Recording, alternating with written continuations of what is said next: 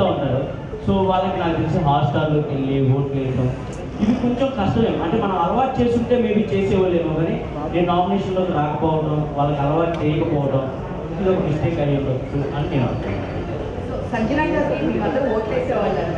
ఏమంటారు? మీ తర్వాత సంజన గారికి ఎక్కువ ఓట్లేసేవాళ్ళు. నేను అదే కోరుకునేవాడిని. నేను ఎన్నో నామినేషన్‌లోకి రావట్లేదు. మా అమ్మ అంటే కొంచెం మరీ 100% నాకున్న పెద్ద కోట్లాది మంది అని చెప్పను కానీ నా సైడ్ నుంచి చేసే 100 మంది అయినా మా అమ్మకి వేయాలని నేను కోరుకుంటాను. నేను అదే హ్యాపీగా ఫీల్ అవుతాను. సో మా అమ్మగారు కూడా సంజన గారికి వేసేవాళ్ళు అంటే నాకు చెప్పారు.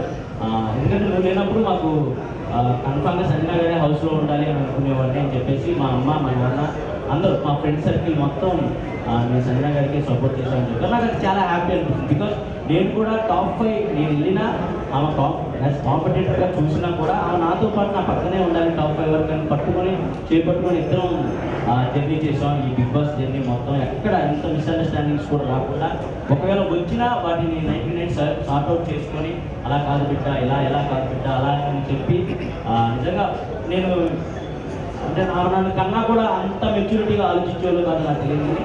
ఒక సొంత కొడుకులా చూస్తున్నారు. అన్ని వారాలు ఎమోషనల్గా చాలా బాండ్ క్రియేట్ అయింది. సో అది చాలా హ్యాపీ. మీ అందరూ టాప్ 5లో ఉండాలి అని పక్కా అనుకున్నాం. ఫస్ట్ వీక్ వెళ్ళినప్పుడు ఉన్నాం. అది నాకు చాలా హ్యాపీ. ప్రైజ్ అలా నిజంగా బిగ్ బాస్కి వెళ్ళిన తర్వాత అంటే పోతారేమో అనుకున్నాము. అంటే దేవునికి దగ్గరగా ఉన్నారు. ఎలా బయటకు వచ్చినాక మిమ్మల్ని ఎలా రిసీవ్ చేసుకున్నారు? అది ఎవరు తెలియదు వాళ్ళు నేను బిలీవ్ చేసే గారు నేను బిలీవ్ చేస్తాను.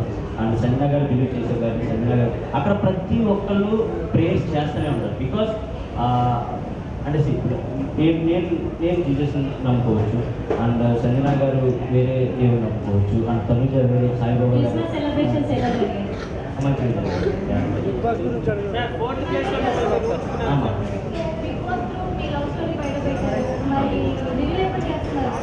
ఇది ఇంకా పెళ్ళి తర్వాత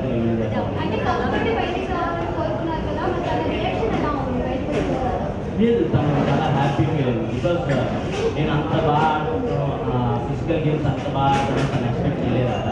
సో నువ్వు ఎంత బాగా ఆడతావు, ప్రతి గేమ్ ఇలా విన్ అవుతావు నేను ఎక్స్పెక్ట్ చేయలేదు. నాకు అక్కడే మీరు దిగ్గేసారు అని చెప్పేసి చెప్పింది. నాకు చాలా హ్యాపీ అయింది.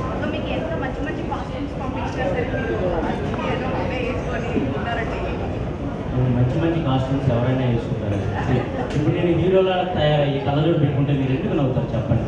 నేను అక్కడికి వెళ్ళింది ఏంటి జనాల్ని నవ్వించాలనే ఉద్దేశం. నాకు మంచి కాస్ట్యూమ్స్ వచ్చాయి, నాకు మంచి షూ అవన్నీ వచ్చాయి. బట్ అందరిలాగా రెడీ అయిపోయి నేను మేకప్ వేసుకుని కూర్చుంటే జనాలు ఎంటర్టైన్ చేయాలి. జనాలు ఏదో ఒక గెటప్ వేసి నవ్వించాలి. మనం చూడగానే స్క్రీన్ మీద చూడగానే జనాలు కొద్దిసేపు అలా రిమోట్ పక్క ఛానల్ పెట్టకుండా అలా ఆగాలి. అంటే మనం ఏదో డిఫరెంట్గా కనపడాలి, డిఫరెంట్గా నవ్వించాలి అనే ఉద్దేశంతో నేను వెళ్ళడంతోనే ఒక 2 జతలు లుంగీలు అలా కొత్త కాస్ట్యూమ్స్ అలాంటివి నేనే తీసుకుని వెళ్ళాను. బికాస్ జనాలు నవ్వించాలి కాబట్టి. అంటే దానికి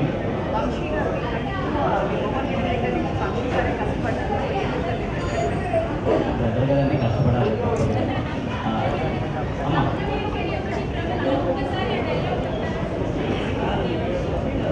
ప్రభంజనమా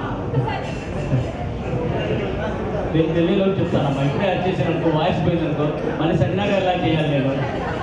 సో అది అమ్మా